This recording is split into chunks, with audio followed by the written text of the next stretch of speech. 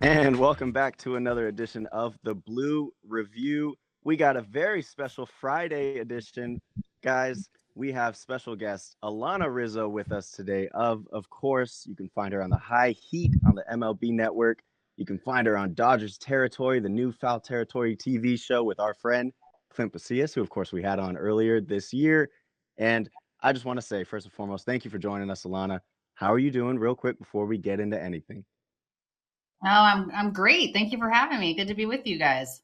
Of course, and always we're joined by corporate Greg, the host of the show, alongside co-host Marcus Grant and myself, Parker Bell. So, Greg, I'm going to send things over to you, but before I do, I want to remind everyone that we here at the Blue Review are presented by LAX, and our friends at Los Angeles International Airport are always making the travel experience better, changing traffic, reducing that traffic, saving guest time, and more. So, if you want to learn more, you can find it out at flylax.com/transforminglAX.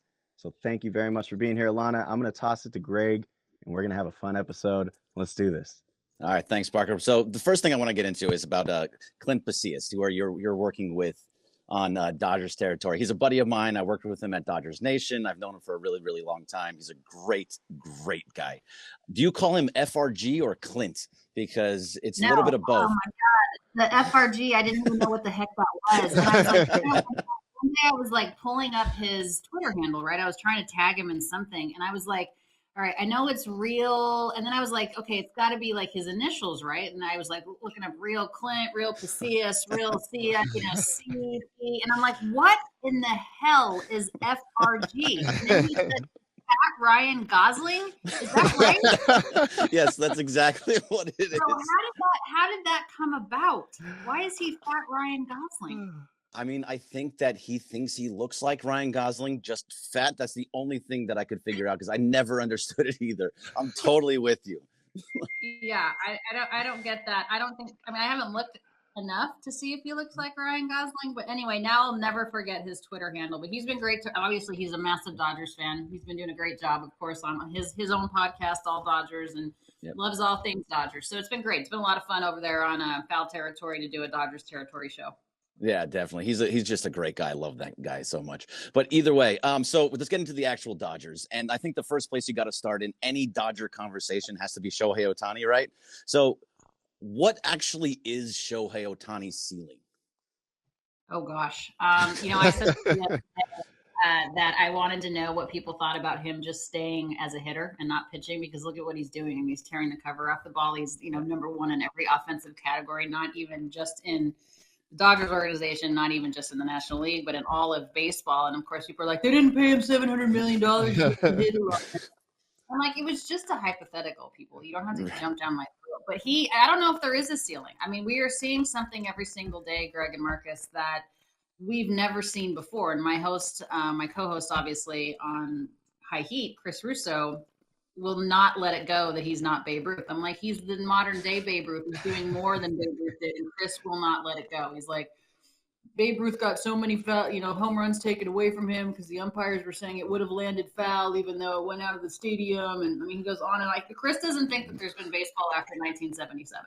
So no, but I don't know what the ceiling is on Shohei Ohtani. If he stays healthy, I mean, we are witnessing the greatest player ever to play this sport that we love. So, I honestly thought he got off to a slow start. I was like, man, he really needs to get things going. And I put my head down, I looked up again. I'm like, he already has 10 bombs. It's like he has done things very quietly, despite all of the off the field nonsense. He was able to compartmentalize and still just having an unbelievable start. I mean, this is another MVP season for him if he keeps going the way that he's going.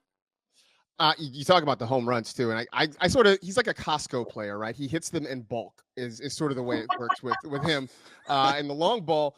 Like but that. you talk about his MVP season. I mean, it is overshadowing the fact that Mookie Betts is having another great year as well. And you factor in a lot of the move from the outfield to, at first he thought he was going to be a second baseman. Now he's a shortstop and he's still hitting the ball.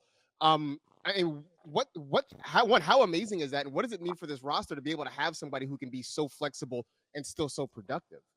Marcus, there is no better athlete in the game than Mookie Betts. I'm not even talking about just on his own team. There's no better athlete in the game than Mookie Betts. I mean, this guy can do everything. And remember, when he came to the Red Sox, he wasn't a right fielder, right? He didn't come to the Red Sox as an outfielder. He was an infielder, and then they moved him to the outfield. He ends up becoming a Gold Glove right fielder, and then let's go.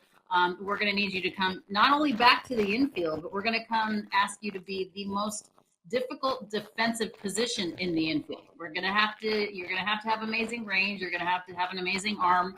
You're gonna have to do all these different things. And he's like, that's fine, no problem. I mean, this is a guy that loves the challenge, and he exceeds at everything that he does. And I mean, you know who could use a really good shortstop right now? The Boston Red Sox. They wanted to go ahead and let Mookie Betts go, which I don't understand.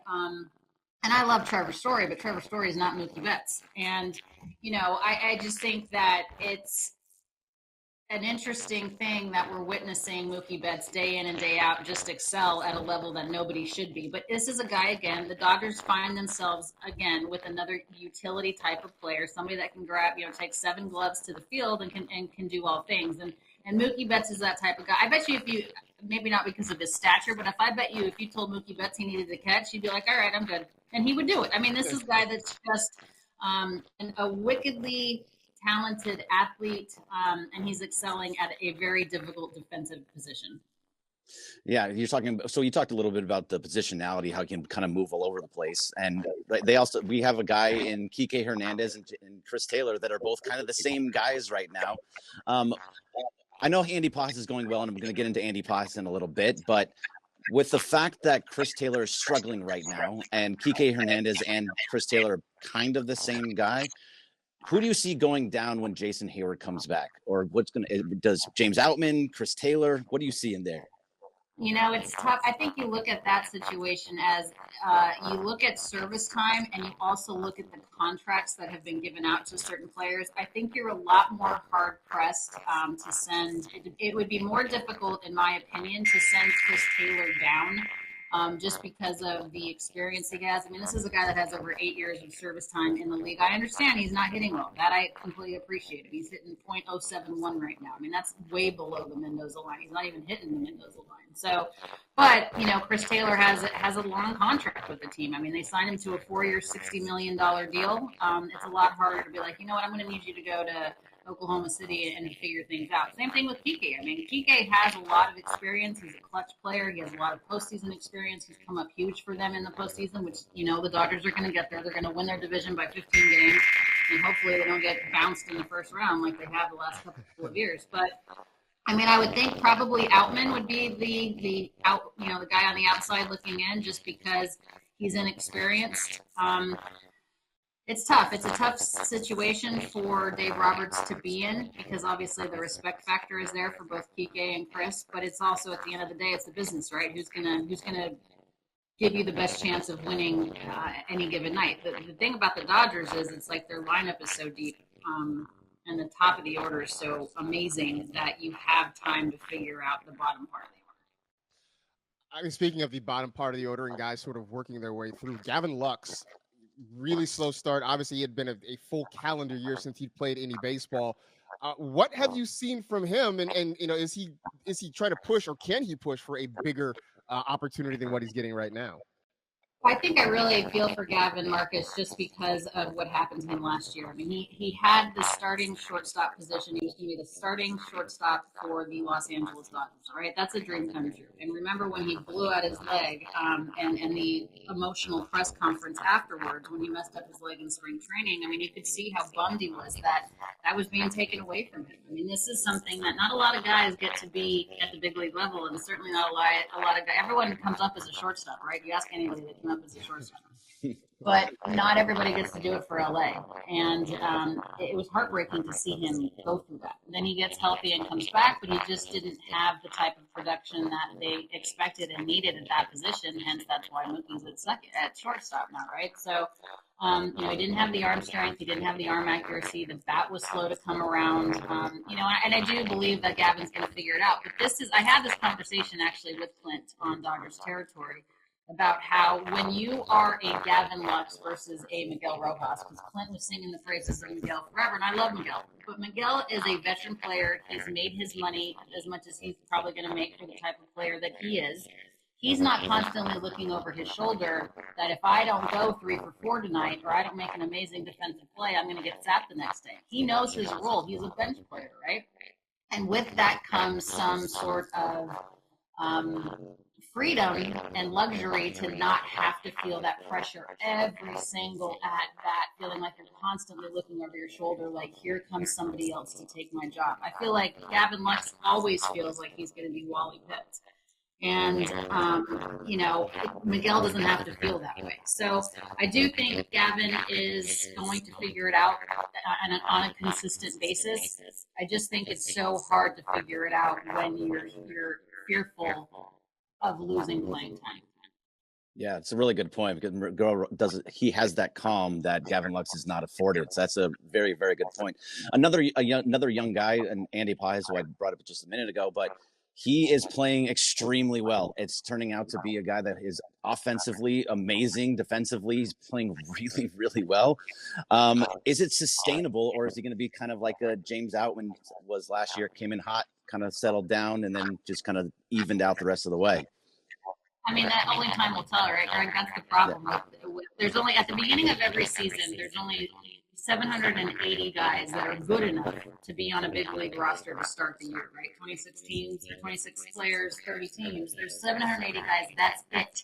So it's so difficult to get to the big league level. It's even harder to stay. And I think what Andy Paz has done is right now he's to the point in his career being so young, small sample size, that he doesn't know what he doesn't know.